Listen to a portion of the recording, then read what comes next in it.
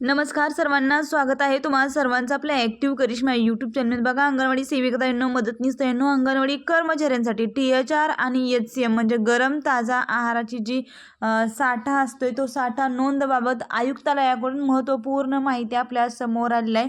अंगणवाडी सेविका, मदतनीस तसेच बघा अंगणवाडीच्या केंद्रामध्ये पूरक पोषण आहार पुरवठ्याच्या गोदामाची तपासणी करण्याबाबतचं महत्त्वपूर्ण लेटर आपल्या समोर आलेलं आहे. आयुक्त माधवी सरदेशमुख मॅडम यांनी हे लेटर काढण्यात आलेलं आहे. त्यामुळे हा व्हिडिओ आणि ही माहिती अत्यंत महत्त्वाची असणार आहे.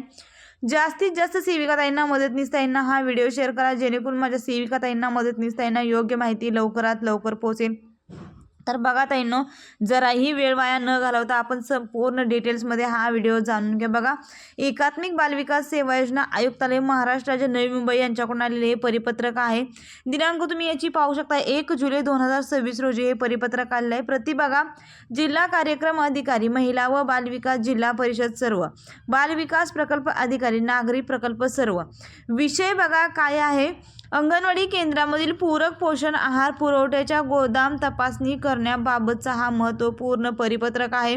आणि कशा पद्धतीने गोदामाची आपण स्वच्छता ठेवायला पाहिजे, कशा पद्धतीने आपण त्याचं व्यवस्थापन केलं पाहिजे, याची सर्व डिटेल्समध्ये माहिती याच्यामध्ये देण्यात आलेली आहे. तर बघा काय म्हटलेलं आहे, उपरोक्त विषयाच्या अनुषंगाने आपणास कळवण्यात येते की अंगणवाडी स्तरावर पुरवठा केला जाणारा पूरक पोषण आहार, ज्याला आपण THR गरम ताजा आहार, हा उच्च दर्जाचा आणि सुरक्षित असणे अत्यंत आवश्यक आहे. ह्या आहाराची साठवणूक केली जाते त्या गोदामामधील मध्यवर्ती प्रकल्पस्तरीय साठवणूक केंद्र स्वच्छता, सुरक्षितता आणि गुणवत्तेची खात्री करणे ही आपली प्राथमिक जबाबदारी आहे. या अनुषंगाने सर्व जिल्हा कार्यक्रम अधिकारी आणि बालविकास प्रकल्प अधिकारी नागरी यांनी आपल्या कार्यक्षेत्रातील सर्व गोदामांची खालील मुद्द्यांच्या आधारे प्रत्यक्ष तपासणी करायची आहे.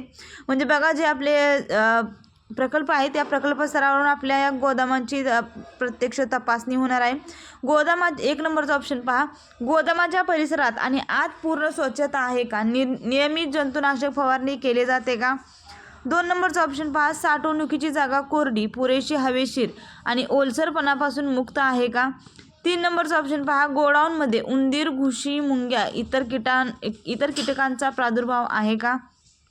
4 नंबरचा ऑप्शन पहा, आहार किंवा धान्याची पोती जमिनीपासून वर म्हणजे पॅलेट्सवर आणि भिंतीपासून सुरक्षित अंतरावर योग्य रचनेत ठेवलेली आहेत का.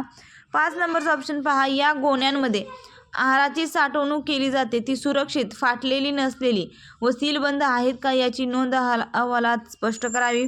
6 नंबरचा ऑप्शन पहा, गोदामातून साठ्याचा पुरवठा करताना आधी आलेला माल वितरित करणे म्हणजे फर्स्ट इन फर्स्ट आउट म्हणजे अगोदर आलेला माल हा वितरित करणे, या नियमांचे तंतोतंत पालन होते का.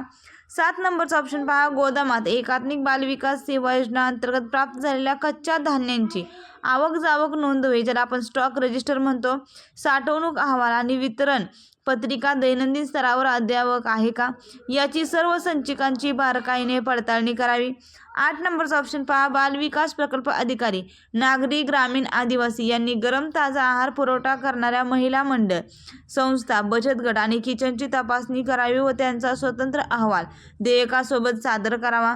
सदर गोदामाची तपासणी मोहिमी पुढील 3 दिवसात बघा 3 जुलै 2026 पर्यंत पूर्ण करावी. तसेच तयार केलेल्या तपासणीचा सविस्तर वस्तुस्थितीदर्शक अहवाल आढळलेल्या त्रुटी व त्यावर केलेल्या उपाययोजनासह कार्यालयात सादर करावा.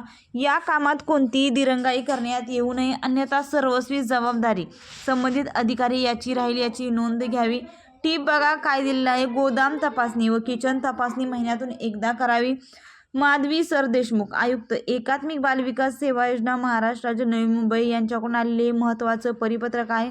आता अंगणवाडी सेविकाताई, मदतनीसताई आपण काय करायचं बघा, ज्या ठिकाणी बचत गटाचा आहार येत आहे त्या ठिकाणी त्या बचत गटाचा आहार जिथं शिजवला जातो त्या किचनची तपासणी होणार.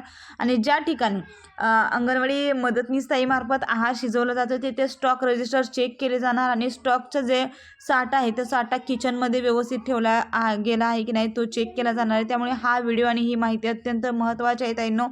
जास्तीत जास्त सेविकाताईंना, मदतनीसताईंना शेअर करा आणि असेच अंगणवाडी संदर्भात, पोषण ट्रॅकर संदर्भात महत्त्वाच्या अपडेटसाठी आणि माहितीसाठी चॅनलला सबस्क्राईब करून घ्या. अजूनही तुमच्या काही अडचणी किंवा समस्या असतील तर नक्कीच मला कमेंट करून कळवा. धन्यवाद.